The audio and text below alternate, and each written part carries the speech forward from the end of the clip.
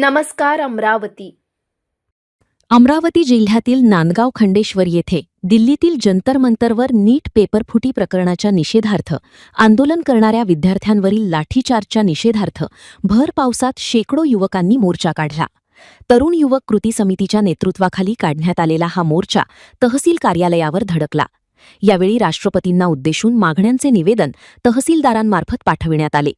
मोर्चाचे नेतृत्व नगराध्यक्ष प्राप्ती मारोटकर, शिवसेना उबाठाचे प्रकाश मारोटकर, काँग्रेसचे अमोल धवसे आणि एसएफआयचे राजगुरू शिंदे यांनी केले.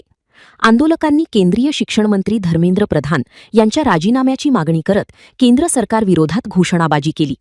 वारंवार होणाऱ्या पेपरफुटीच्या घटनांमुळे लाखो विद्यार्थ्यांचे शैक्षणिक नुकसान होत असून परीक्षा प्रक्रियेत पारदर्शकता आणावी, दोषींवर कठोर कारवाई करावी आणि विद्यार्थ्यांशी लोकशाही मार्गाने संवाद साधावा अशी मागणी निवेदनातून करण्यात आली. स्थानिक विश्रामगृहापासून तहसील कार्यालयापर्यंत काढलेल्या लाँग मार्चमध्ये युवकांनी तिरंगा तसेच महात्मा फुले, सावित्रीबाई फुले, शहीद भगतसिंग आणि डॉक्टर बाबासाहेब आंबेडकर यांच्या प्रतिमा हातात घेतल्या होत्या. नायब तहसीलदार देशपांडे यांनी आंदोलनकर्त्यांचे निवेदन स्वीकारले. यावेळी विविध पक्षांचे पदाधिकारी व शेकडो युवक सहभागी झाले. दिल्ली येथील जंतर मंतरवर शांतता पद्धतीनं सुरू असलेल्या विद्यार्थ्यांच्या युवकांच्या लाँग मार्चवर केंद्र सरकारने जो लाठीचार्ज केला त्या लाठीचार्जच्या निषेधार्थ आणि समाजसेवक सोनम वांगचुक हे 20 दिवसापासून आमरण उपोषणात बसले होते. त्या सोनम वांगचुक यांना पाठिंबा म्हणून आज सर्वपक्षीय कृती समितीच्या वतीनं, तरुण युवा कृती समितीच्या वतीनं नांदगाव खंडेश्वर येथे आम्ही तहसील कार्यालयावर लाँग मार्च काढला.